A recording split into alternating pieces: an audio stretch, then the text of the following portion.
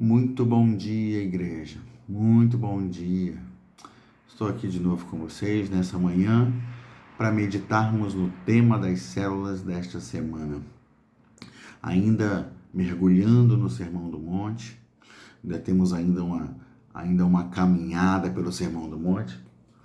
E hoje seguimos com mais uma bem-aventurança, né? A sétima bem-aventurança. Bem-aventurados os pacificadores, né? Na verdade, nessa versão que a gente tem usado diz: felizes os que promovem a paz, pois o que acontecerá com eles? Serão chamados filhos de Deus. Nosso Deus é Deus de paz. Yahvé Shalom, né?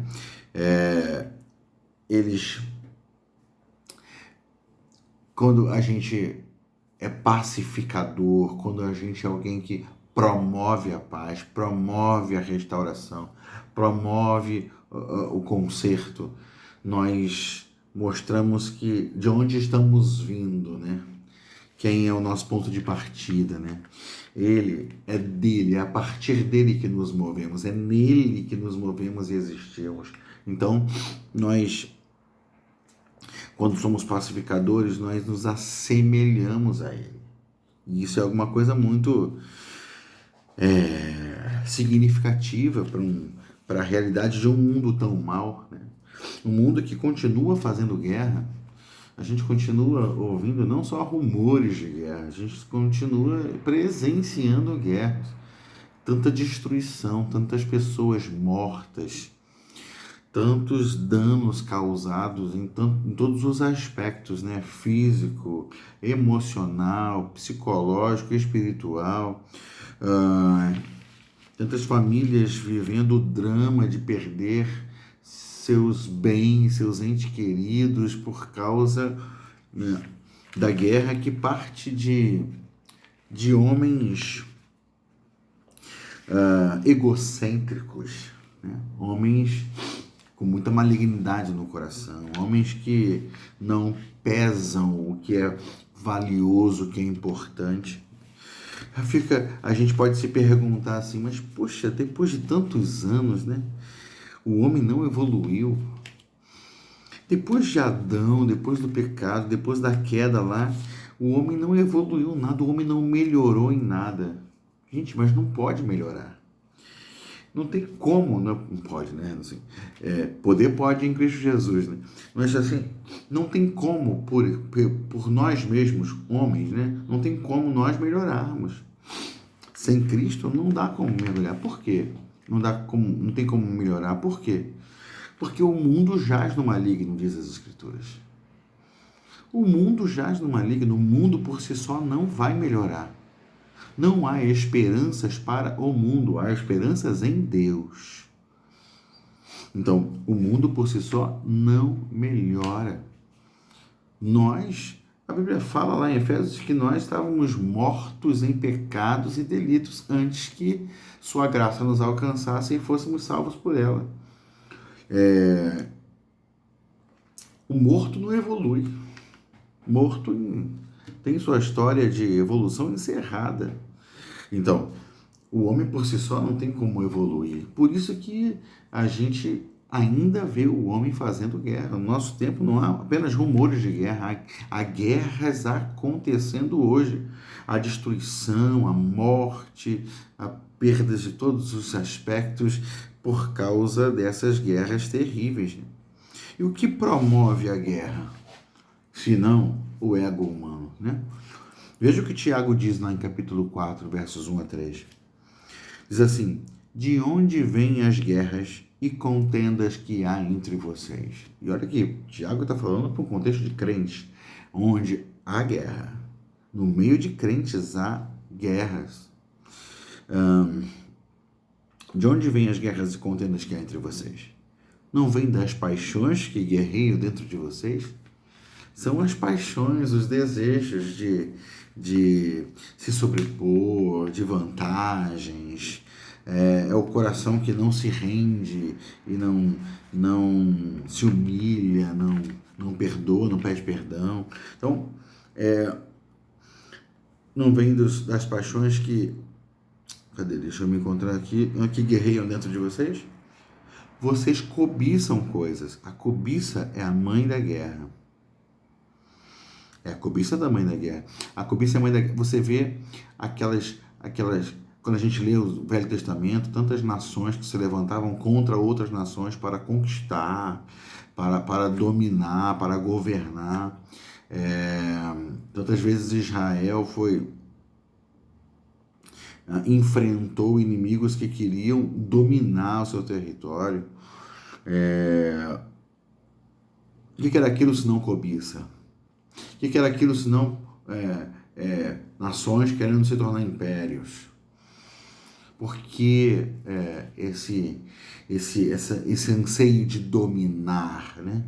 Constantemente os imperadores, os reis de nações importantes naquela época se intitulavam deuses, como os faraós, como o próprio César, né?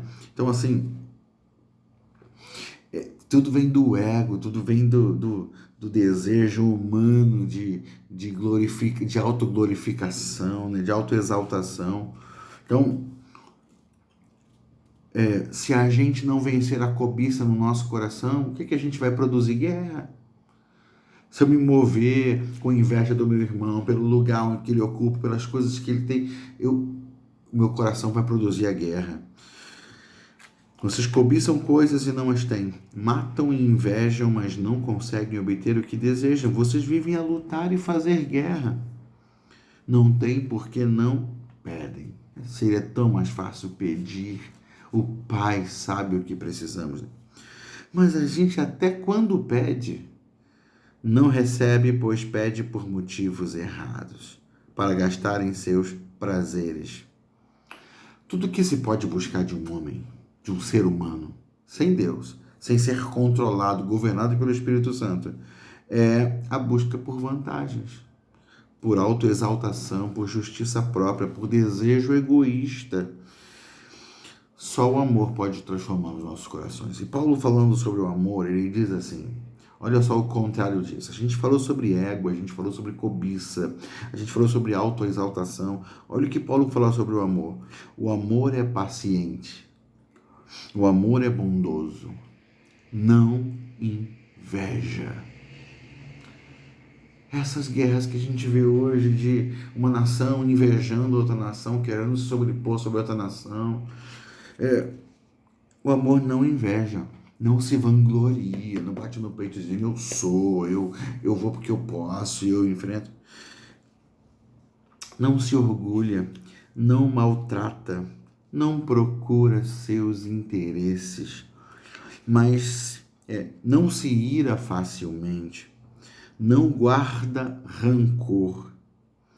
O amor não se alegra com a injustiça, mas se alegra com a verdade. Tudo sofre, tudo crê, tudo espera, tudo suporta. Esse amor só se aprende pela disposição de imitar a Jesus, de imitar a Deus. Aqui está falando sobre o texto que a gente leu, a bem-aventurança, né? Bem-aventurados os pacificadores, porque eles serão chamados filhos de Deus. E o Efésios 5:1 diz assim, sede, pois, imitadores de Deus como filhos amados. Então, se a gente imitar a Deus para ser filho amado, o que vai fluir de nós? Né? O que vai ser liberado de nós, senão amor, graça, misericórdia e a disposição, ou melhor, a nossa dedicação em promover a paz, né? Eu hoje estava ouvindo uma palavra do Douglas Gonçalves, do Jesus Cop, e eles estão assim, coincidentemente, né? Eu até depois ouvi umas palavras deles também. Coincidentemente, eles estão tratando do Sermão do Monte como nós. É uma testificação, vamos chamar assim, né? O Espírito de Deus também falou ao coração dele sobre a importância de tratar isso, e eu creio que Deus está falando com a sua igreja nesses dias, né? Eu achei bem interessante eles estarem também abordando esse tema numa série de pregações, e a gente, no caso, está usando nas células. Mas ele hoje estava lendo um texto que tem muito a concordar com o que a gente está falando. E aí, deixa eu ler para vocês um texto que está no Sermão do Monte, mais à frente, né? No capítulo 5 ainda, a partir do verso 38. Diz assim, olha, diz o texto bíblico. Vocês ouviram o que foi dito, olho por olho, dente por dente. É guerra. Bateu, levou. Me ofendeu, eu ofendo de volta. Me machucou, eu machuco de volta. Então, vocês ouviram o que foi dito, olho por olho, dente por dente. Mas eu digo, não resistam ao perverso. Se alguém o ferir na face direita, ofereça-lhe também a outra. Quando ele fala, né, o Douglas até falou assim, quando ele fala, se alguém te bater numa face, oferece a outra, não é achar normal e tranquilo se tornar um saco de pancadas, não. Não é não se defender, né, também. A ideia principal aqui é de que se alguém feriu você na face direita, dá uma segunda chance para ele. Dá uma oportunidade para ele. Todas as pessoas devem ter uma segunda chance. Eu não devo matar ninguém no meu coração. Eu não devo fechar as portas do meu coração para ninguém. Então, se alguém bateu de um lado, eu sigo com ela, ainda que ela vá bater no futuro do outro lado. Quando a gente perdoa, não significa que a gente solucionou permanentemente, definitivamente todos os problemas. Aquela pessoa que nos magoou uma vez, foi perdoada por nós, pode nos magoar ainda uma outra vez e muitas outras vezes, né? Então, o que ele está falando sobre nós? Essa disposição de querer a paz, essa disposição de lutar pela paz, ainda que isso cause algum dano a princípio em nós, ainda que isso nos machuque, mas a gente luta pela paz, né? Então ele fala assim, se alguém der a face direita, ofereça a outra. Se alguém quiser processar você, tirar sua túnica, além da túnica, dê a capa. Tipo assim, meu irmão, eu não vou guerrear contra você. Você não será um inimigo para mim. Então, se alguém quiser tomar sua túnica, dá a capa junto. Se alguém o forçar a caminhar com ele 1 milha, vá com ele 2. Dê a quem pede e não volte as costas àquele que deseja pedir-lhe algo emprestado. Bom, esse espírito de doação, essa inclinação, veja mais o que ele diz aqui, ó. Vai concordar com o texto que a gente estava lendo. Vocês ouviram o que foi dito. Isso já está no versículo 43. Ame o seu próximo e odeie o seu inimigo. Mas eu digo, amem os seus inimigos e orem por aqueles que os perseguem,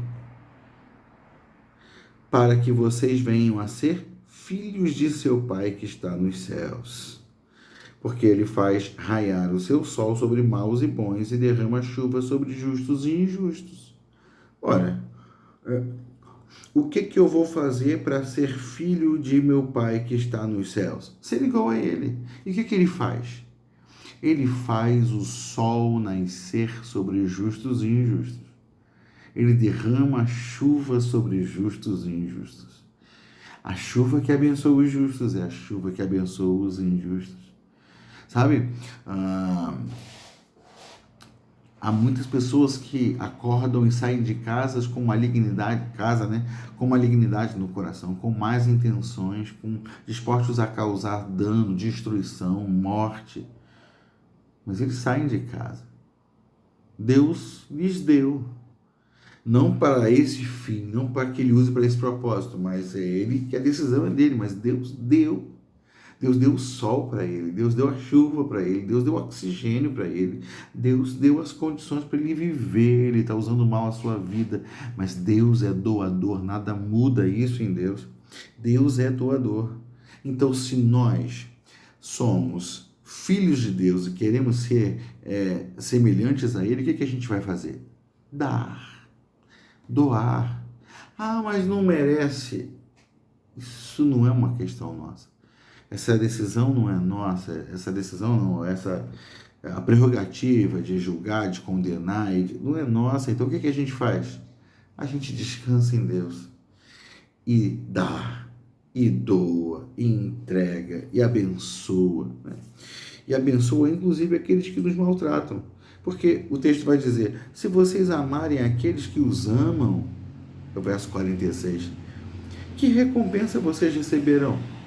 Até os publicanos fazem isso, até os pecadores amam aqueles que os amam. Não há vantagem nenhuma em amar quem te ama. Agora, quando você ama alguém que não te ama, alguém que te maltrata, que se levanta contra você, isso é sinal de que o seu coração se assemelha àquele que dá o sol para justos e injustos, que dá a chuva para justos e injustos. Diz assim, e se saudarem apenas os seus irmãos, o que estarão fazendo demais? Até os pagãos fazem isso.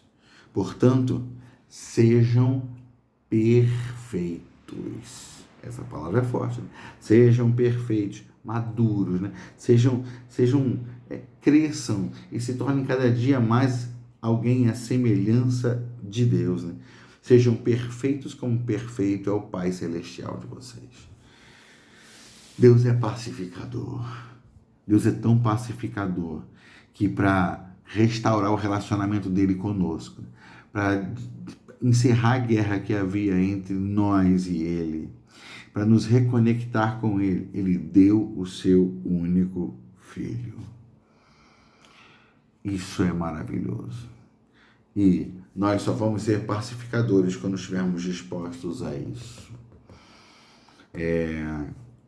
Eu lembro que eu conheci um rapaz, um cristão, que abençoou muito a minha vida, me influenciou bastante.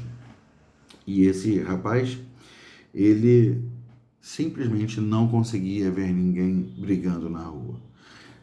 Às vezes a gente viu a briga e, dependendo de como for a briga, a gente passa ao largo, evita, por uma série de razões. Mas ele era um cara baixinho, magrelo, mas se ele visse qualquer pessoa brigando, por maior que fosse, ele ia lá e dava jeito de separar. Só que quando você separa uma briga, você leva soco. Você, sabe, sai com algum hematoma. É muito difícil você separar uma briga e não sair com algum hematoma. Aí a pessoa que você está separando, te pressiona e talvez te arranhe para poder se libertar de você e para continuar brigando e para continuar na sua fúria.